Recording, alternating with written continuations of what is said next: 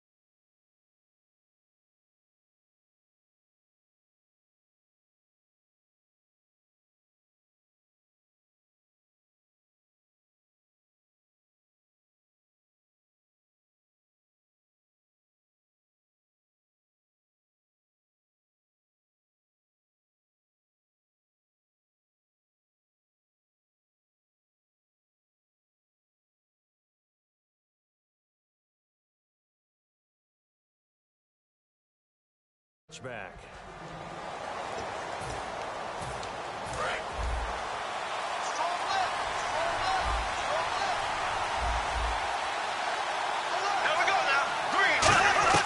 On 1st and 10, Bradford. The connection here with Nelson Aguilar.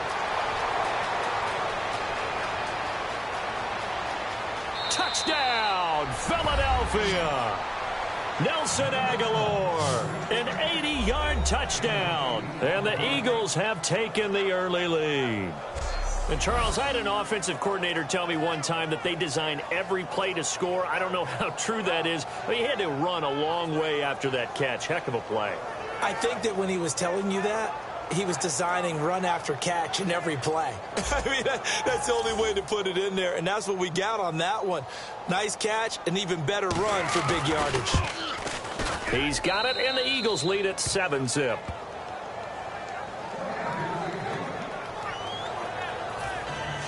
Now after the touchdown, it's Sturgis to send it away. This is fielded a couple yards deep. Oh, he bowls over it. And he's up past the 20 to the 22-yard line.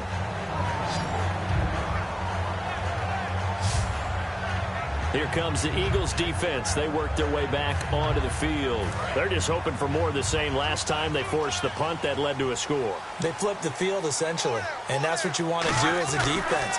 Make sure that you put your offense in a great position to run their offense.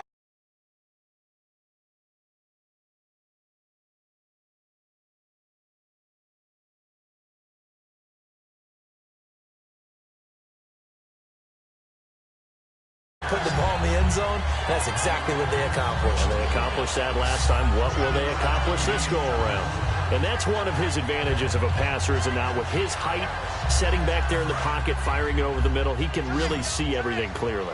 It is, and I know that other quarterbacks get it done different ways, all right? You don't have to be his height to make a great play. But what he does is he takes away having to make those slide steps in the pocket to find angles to throw the ball through. He just throws right over the top of it because he can see everything, and sometimes that saves time and gets the ball to a receiver quicker. I like that one, partner. They go back-to-back with excellent gains And really, it shouldn't be a surprise who they were throwing the ball to. He's their best guy. Yeah, we knew that they would get him involved early. They're doubling down on getting him involved early. Don't be surprised if they'll come right back to him again. They haven't shown the propensity to be able to stop him. And he floated one out there incomplete. Marcus Wheaton was the one he was looking for. And that'll bring up second down. I hope I don't sound too rah-rah on that one, but that's the exact right throw. Either your receiver gets it or no one gets it. Give him a lot of credit for being really precise with it. Got rid of it. No one got it. Again on 2nd and 10, it's Roethlisberger. It's complete to Brown, right side. And give him 17 yards that time as that'll move the chains. Slant route's effective no matter who's running the route and catching the ball. But when you have a receiver of that stature, you have to be a little bit more precise throwing it. You don't have the same catch radius with the bigger targets. Back with Charles Davis, Brandon Gaudin. It's Steeler football to begin quarter number 2. And they're on the move here. They've got it 1st and 10. They come up with one running back. That's Bell. Roethlisberger over the middle here to Brown. 5 yards on the catch there, brings up second down. Well, clearly one of his advantages as a passer is his height. Sit back in the pocket, fired over the middle. That makes things tougher defensively, doesn't it? It really does, because your goal is to move the quarterback off his initial spot when he gets his drop back completed. But when you have that type of height, he can stay in there. If he's willing to take the hits and just fire over the top, which saves him time and actually completes a play a little bit quicker than it normally does for a quarterback that has to slide and find open space to throw. So a second down incompletion now brings up third down.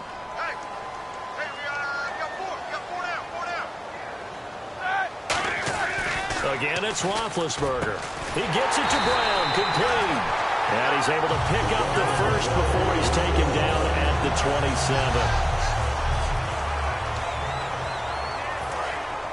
And on the outside, they're playing press coverage.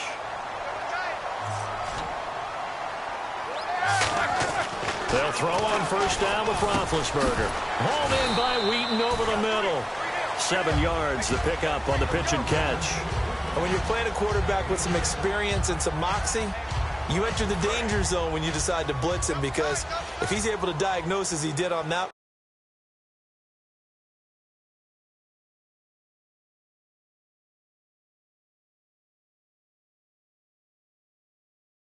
he can hurt you downfield. He reads defenses so well, doesn't he? He really does, and the best part about that play for him, I don't think that was his primary target. I don't think so either. I think he had the read, figured out where the blitz was coming from, and went to a secondary target for a really nice game. And now the passing game here in the second quarter starting to heat up a little bit.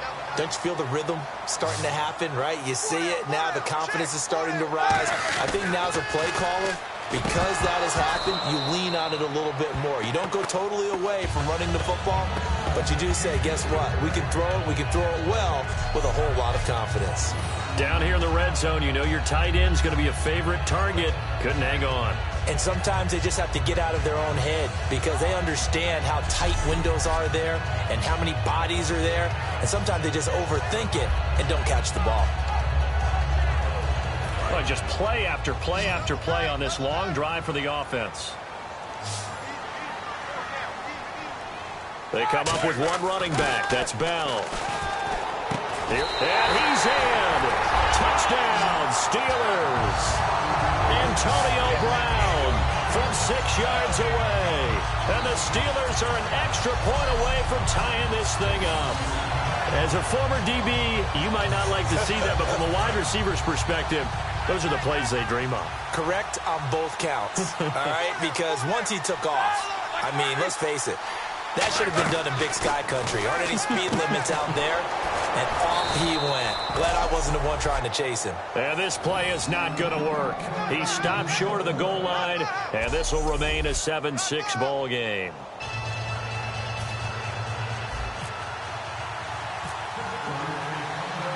Boswell now to kick it away after the touchdown. This is fielded a couple yards deep. Solid return, pretty good field position. They'll start at the 32-yard line. The Eagles offense now, they head back on the field.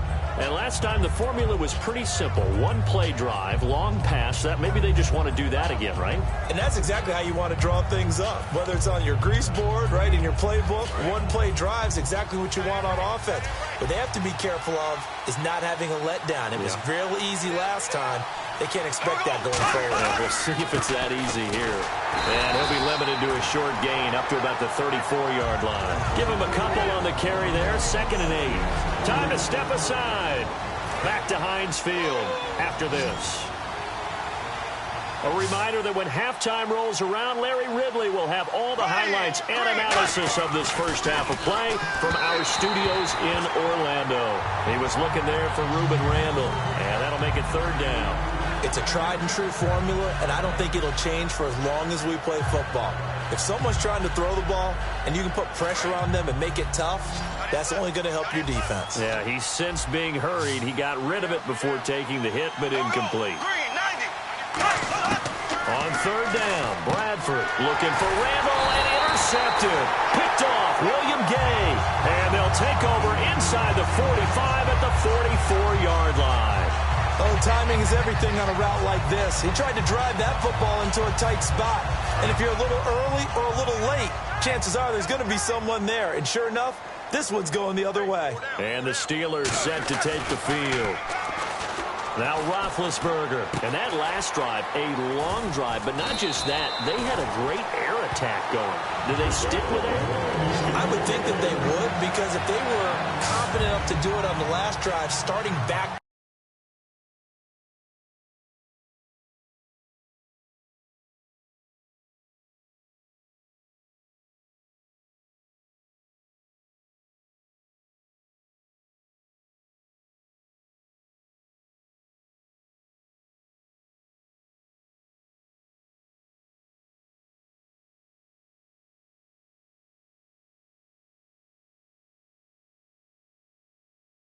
their own territory, why would you change anything? They've got to be confident about what they're presenting and continue to do so. Yeah, because the secondary, they really look clueless.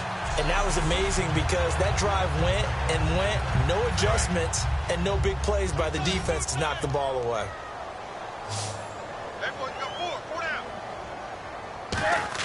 On 1st and 10, it's Roethlisberger.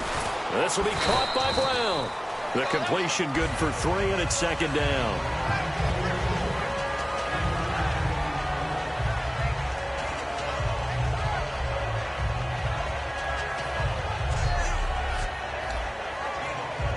Now it's 2nd and 7.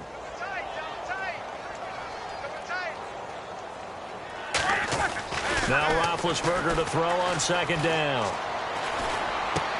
Over the middle here to Brown. Only 3 yards on the catch.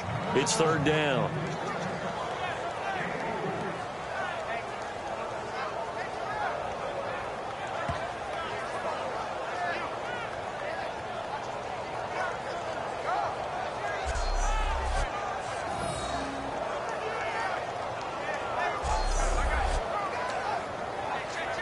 Short of the sticks after that completion, and now it's 3rd down for this offense.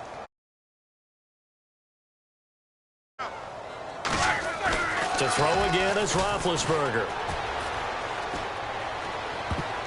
And he can't hang on to it. Nearly picked. He's known for his hands defensively, but instead it just brings up 4th down.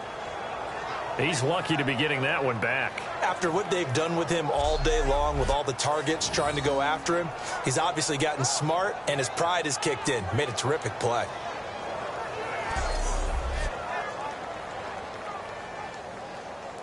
So on 4th down, the Steelers call on the number of Chris Boswell for the field goal try. From the right hash, this from 44 yards out. And Boswell's kick is good. And they jump back in front here. It's 9-7. So they kick it through to take the lead. There is a little bit of time left, though, here in the 2nd quarter. And while they're concerned about not giving up a big return or giving up points themselves going into the half, how good do they feel, though, putting points on the board themselves right near the end of the first half? After the successful field goal try, here's Boswell to send it away. That'll be taken in the end zone. And the decision to bring it out, a good one, as he's up a yard or two shy of the 30. Here's the Philadelphia offensive unit now as they head out to take over possession. And with time quickly fading here in the second quarter, not sure how aggressively, offensively they want to play this. I think we'll find out just how much. Now hold everything here. We're going to get a timeout by the offense. It's just their first, so they'll have 2 remaining here before we get to halftime.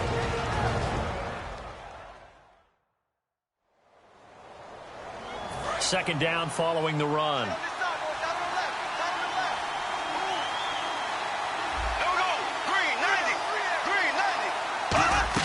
Second down, Bradford. Now they set up the screen. That's complete. And he will lose yardage and be backed up to the 24. That's a loss of 8 yards there to bring up third.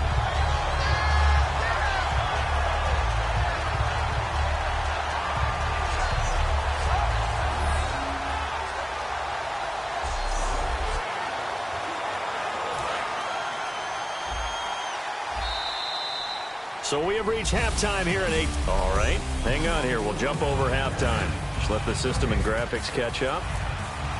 Okay, all set. Third quarter now. So both teams have their marching orders, and we'll get going again here in quarter number 3. Fielded about a yard deep. And he'll get across the 20 before he's brought down at about the 23-yard line. Out come the Eagles now as they'll go on offense first here in the third quarter. They're close game, but they're going to need to do a little bit better probably here in half 2, no? I would agree with that totally. I would guess that in the locker room, they talked about cleaning up some of the errors, but overall, I think they wanted to be positive with them. Guys, we're right there. Just not playing as well as we need to. Let's pick it up, and we still have a chance to win this game. Yeah, they do. We'll see if they can pick it up. Not a run that you're going to write home about, but still a good first down run. That's what an offense calls staying on schedule. 3 to 4 yards on first down, you're set up very well for the rest of the drive.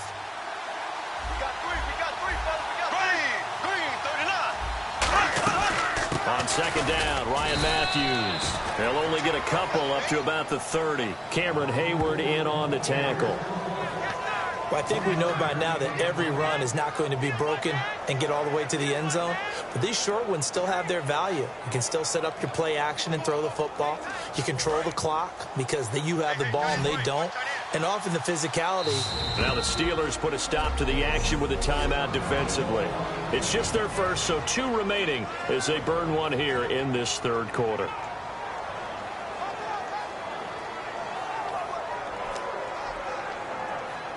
And 3 full yards here for the offense to get on third down.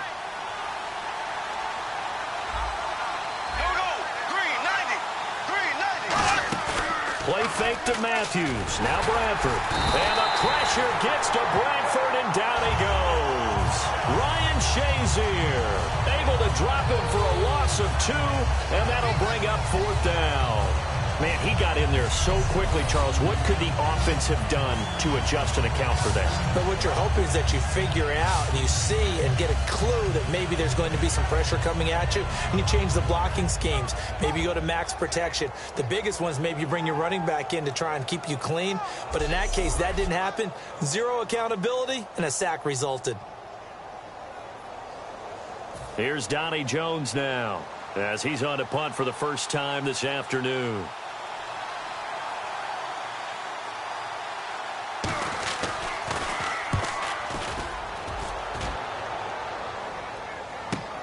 Now Brown. 12 yards on the return that time. And the Steelers will go on offense here, 1st and 10. Now we take a glance at the offense as they work their way back out for their first possession of the second half. They have the lead here. Well, we talk a lot about pregame speeches. What are halftime speeches like? For the most part, not nearly as emotional. They're a lot more clinical. Every now and then, though, they'll get after you if they think they need to light a fire. But in this case, let's go into the virtual locker room, because here's what I think happened. They got in there and they said, listen, let's take control right away. Defense, we got the lead. Defense, don't give up any points. Turn the ball back over to the offense and let them go down and score and give us more of a cushion in the game. check so far. Defense shut them down. Let's see if the offense gets done. They pick up 12 on the play there, and they move the chains. Charles, you think Big Ben is happy to have Antonio Brown on the other side of his passes? You know he is, but he also expects it. Now whistles come in. We're going to get a timeout here by the offense. And that's going to leave him with just one timeout remaining still in the third quarter. We'll see if that comes back to haunt him. We'll be back. They come up with one running back. That's Bell. Here's Roethlisberger. Try to drop one in, but it's incomplete.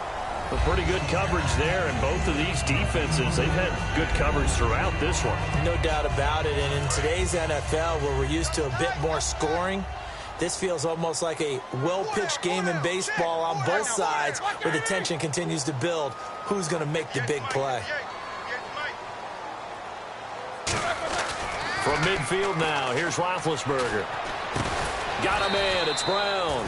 Only 3 yards on the catch. It's third down. Well, there really wasn't much there, but a completion is a completion. A tough third down awaits them.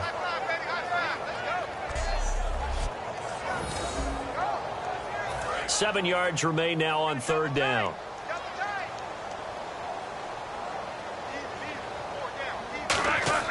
On third down, Roethlisberger.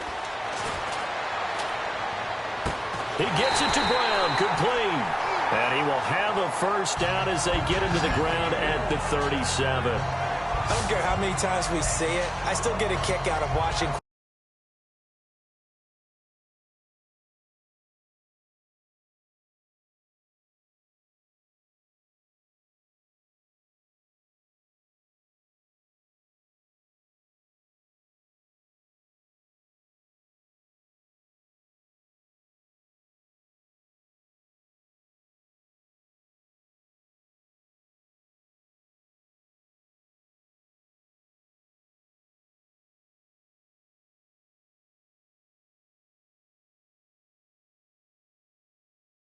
Quarterbacks and receivers do the pass tree in pregame warm-up.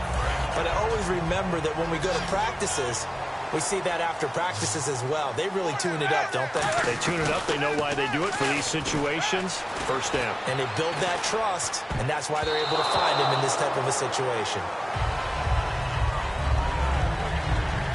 So the scoring dried up here in the third. Nothing that quarter for either side. We'll return with more. Back now in Pittsburgh. It's been a good one so far. Just a 2-point game here as we get set for quarter number 4. Second and 10. It's Roethlisberger once more. And he's got his favorite target yet again. It's